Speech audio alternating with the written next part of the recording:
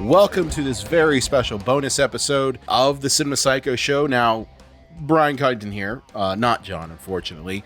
And one of the things that I've wanted to do for 2023 is do a little bit more bonus content for you all. So, long story short, late last year, I actually got a subscription to AMC Stubs for a birthday. And that has allowed me to go see like a whole bunch of movies a week. And one of the things that I thought would be pretty cool with this new thing is to give you all kind of a very brief review, trying really hard not to be spoilery, on popular movies that might be coming out that I go and see this. Now, it could be primarily that, but also it could be things that I see on streaming too. So this is kind of my first entry into what I'm going to be calling this as What's Brian Watching? So now obviously this isn't going to replace any of our normal episodes. And in fact, I believe this week or early next week, probably this week, we'll have a full episode coming out that's going to be tackling our annual year in review of 2022.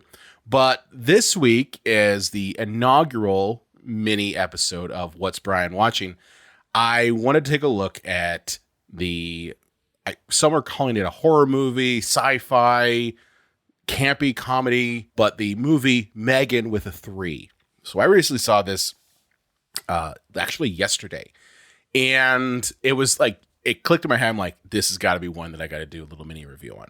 So I'm going to try really hard not to spoil it, because I definitely want you to go out and see this movie in person. But the story of Megan, okay, if you're unfamiliar with this, or maybe you're just seeing it on social media, here's the storyline. It's a movie by filmmaker Gerard Johnstone, with writers Akilah Cooper, James Wan, not surprised by that one, of Saw fame.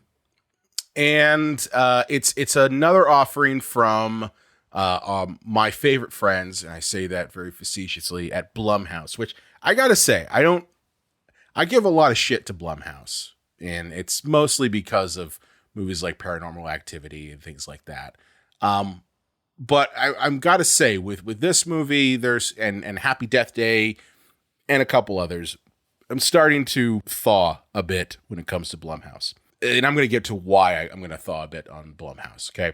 The storyline is that when Gemma suddenly becomes the caretaker of an orphan 8-year-old niece, Katie, Gemma's unsure and unprepared to be a parent. Under intense pressure at work, Gemma decides to pair her Megan prototype with Katie in an attempt to resolve both problems, a decision that will have unimaginable consequences. That's as vague of a description from IMDb as you're going to get. So I went and saw this movie mainly because I saw a lot of social media about it in December, and I was like, this seems kind of like a bizarre female Chucky kind of ripoff. And I was pleasantly surprised. So I came into it and I actually saw it with my stepson. And I got to say, this is by far a solid popcorn movie that, in my opinion, knows exactly what it is. It leans into that absurdity and camp.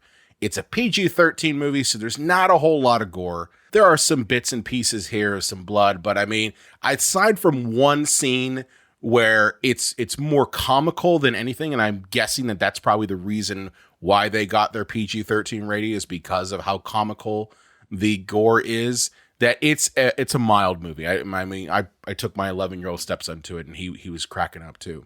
So the reason why I think that this movie works is mainly because it's not just a hack 'em slash 'em type film. Okay, it actually does have a little bit of an underlying meaning to it, and something that I could see the director really did try to put. And the meaning mostly is just, it comes down to, the role of technology in parenting. Okay, the whole premise of this is at what point does the technology usurp the role of parenting and take charge of our kids?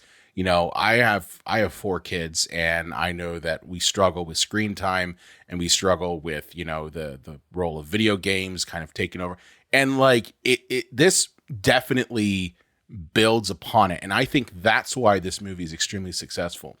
As I said, the kills are mild in this, and they're just kind of comical and absurd. I wouldn't say that they are Freddy's Dead comical, but they're definitely comical. For me, I kind of compare this movie to 2019's Child's Play, that really terrible remake that stars Aubrey Plaza, that kind of plays along the same sort of idea of an artificial intelligence kind of going wrong, right? Like Child's Play, the remake, had it where the Chucky doll, or Buddy doll as it was called, was just kind of, had all the guardrails kind of turned off. And that's what kind of led to it kind of going crazy and killing people. Whereas with this movie, it's kind of like that, but it's not as black and white. Like, this is really more or less the Megan doll kind of gaining intelligence and gaining artificial intelligence with that whole guise of what happens if the technology thinks that it can parent better than a human,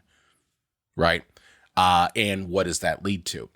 So I think why this movie works, whereas Child's Play didn't, even though they're kind of dealing with the same sort of subject matter, is the combination of a fresh character in Megan. When Megan is on screen, it has its own vibe that we're not trying to compare it with. I think Child's Play 2019 failed because of the fact that we had nostalgia goggles and we're like, that's not Chucky. I don't care what you want to say, it's not. And that's why it failed. I also think that the reasons why Megan is doing what she's doing are more grounded in that underlying meaning of the technology taking over parenting, rather than just, I got to murder for the sake of murdering, and I think that's why this movie works a bit. Some highlights from this film. You have a hilarious breakdancing murder scene down a hallway, which, if you've seen the trailers, you've probably seen it. It makes no sense why it's there, and I get why it's there, and it's fine that it's there, but it just proves 100% the absurd nature of this movie, and I love it. I love the camp in this. Best scene for me is a scene in which Megan tears off a boy's ear in the most comical way possible. And this is a scene in which a jerk-off kid basically gets his comeuppance, and Megan has like the best line in the movie where she says, "Bad boys grow up to be bad men," which then leads to a chase that leads into a death. And I got to say, I love it. I love that. Some negatives with this movie, just kind of because not everything's great. I think Allison Williams as Gemma is a bit wooden, and I thought that her character was kind of predictable, and like some of the issues that she was dealing with of, what do you do now that you have a kid and you didn't intend on having the kid there. And that's kind of the crux of, well, she can't parent, so she just gets a piece of technology take over for her. I feel that part is kind of and I just felt that her delivery was kind of wooden. The supporting characters in this are quite literally stereotypes who are fodder for murderings. Every person who isn't Katie, who isn't Megan, and isn't Gemma are quite literally empty and just there to assist with the plot, but not really add anything to it. So, and I get that, and that's okay. This is that kind of movie. The movie isn't really about them, but I felt that, like the lab assistants in this and Gemma's boss, who is just laughable. But yeah, they're really just stereotypes, and they're just fodder for murderings. So my rating, 8 out of 10, solid popcorn flick. Go check it out. And it's not a bad movie to take like your older kid with you. Like if you're looking for something to do and you're like, I don't want to take my kid to like a solid horror movie, this one is pretty mild in comparison. I think that, 11, 12, 13-year-old could handle this. It's kind of in the same realm, I'd say, as like an Annabelle. So if you want to, follow us on Twitter, Facebook, Instagram at Psycho Show. If you like more of these kind of mini reviews, let me know what movie you want me to cover, and I'll try to add it into what's Brian watching. Okay. But also be sure to contact us at cinemapsychoshow.com if you want to reach out to us, and be sure to follow us and look for our new episode dropping, episode 254 this week on the Year in Review 2022, and find us wherever you listen to podcasts. We will see you next time.